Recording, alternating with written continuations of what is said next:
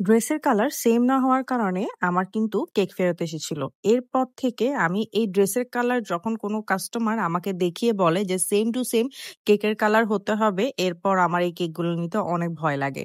যখন প্রথম বেকিং আমি শিখেছি, যখন প্রথম আমি অর্ডার নিচ্ছিলাম, তখন একটা কাস্টমার আমাকে ড্রেসের কালার পিকচার দিয়ে বলেছিল সেম এই কালারের মধ্যে উনার মেয়ের জন্য একটা বার্থডে কেক করে দিতে।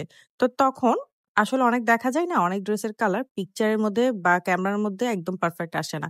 তো আমার কাছে যেটা লেগেছে আমি সেম কালারই করে দিয়েছিলাম, কিন্তু কাস্টমারের কাছে সেই কালারটা উনার ড্রেসের কালার লাগেনি, যার কারণে উনি তখন হচ্ছে সেই কেকটা ফেরত দিয়েছিল।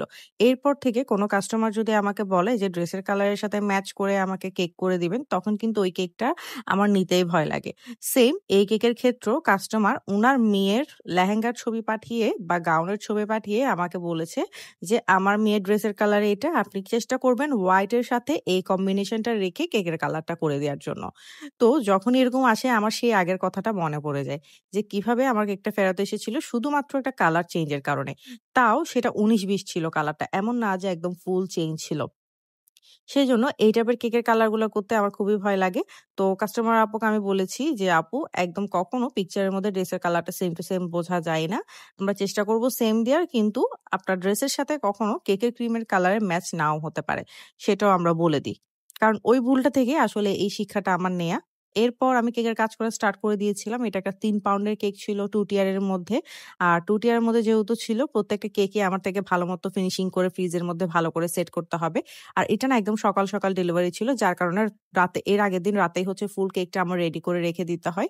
সেজন্য পুরো রাত হচ্ছে আমি এই কেকের কাজটা মোটামুটি শেষ করে ফেলি, যাতে করে সকালে উঠে আমার আর কোন রকমের কাজ করতে না হয়। আর এটা ছিল সেই ড্রেসের কালারটা। আপনারাও ছবিতে দেখে মনে হচ্ছে না যে নরমাল একটা পিঙ্ক কালার।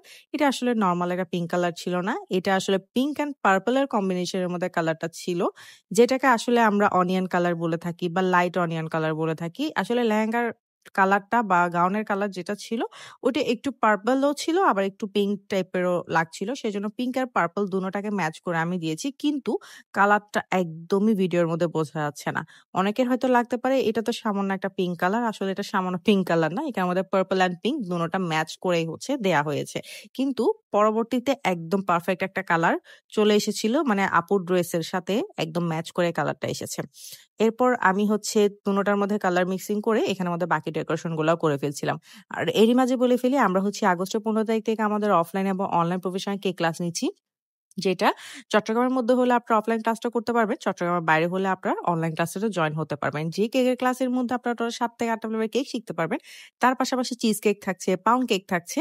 আর কেকের বিজনেস কিভাবে স্টার্ট করতে হবে, কোথায় তাই পাইকারি প্রোডাক্ট গুলা পাওয়া যাচ্ছে, কিভাবে প্রত্যেকটা কেকের প্রাইসিং নির্ধারণ করবেন, প্রত্যেকটা জিনিস সম্পর্কে আইডিয়া দেওয়া হয়। সুতরাং যারা হচ্ছে মেইনলি কেকের বিজনেস স্টার্ট করতে যাচ্ছেন, আমি বলব তাদের জন্য এই কেকের ক্লাসটা একদম বেস্ট। সো যারা করবেন আমাদের ফেসবুক পেজ আঞ্জুম কেকের মধ্যে ইনবক্স করে ফেলতে পারেন।